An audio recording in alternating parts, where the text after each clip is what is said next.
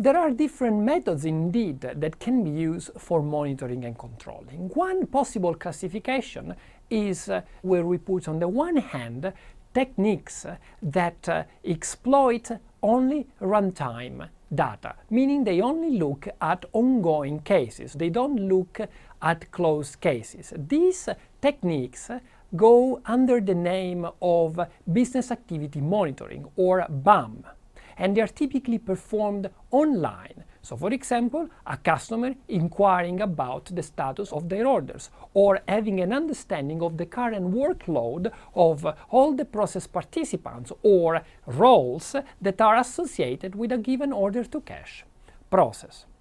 On the other hand, we have process intelligence methods that aggregate different data, historical data, by polling or querying a database at given intervals in order to build process analytics that can range from simple to advanced ones. So traditionally, the term monitoring was used to refer to business activity monitoring, whereas controlling was used to refer to process intelligence. However, nowadays, this difference is blurred, and the term controlling is used less in favor of online versus offline monitoring.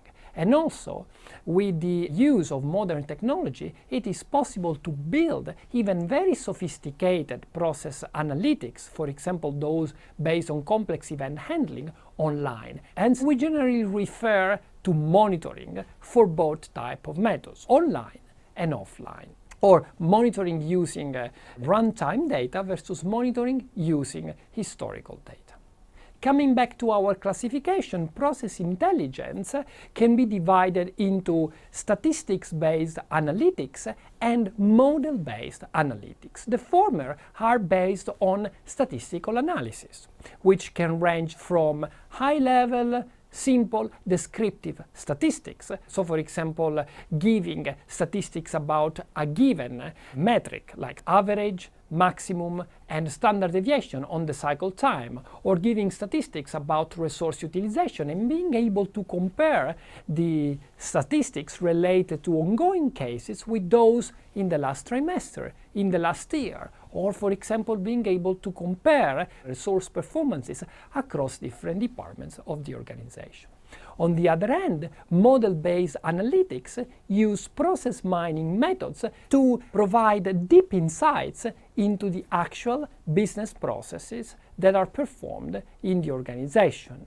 These techniques analyzed the data collected through the prism of process models. It is, for example, possible to discover a process model that captures the actual behavior of a given business process, so how effectively we perform order-to-cash processes in our organization, and compare this with a given standard or model that represents the supposed behavior.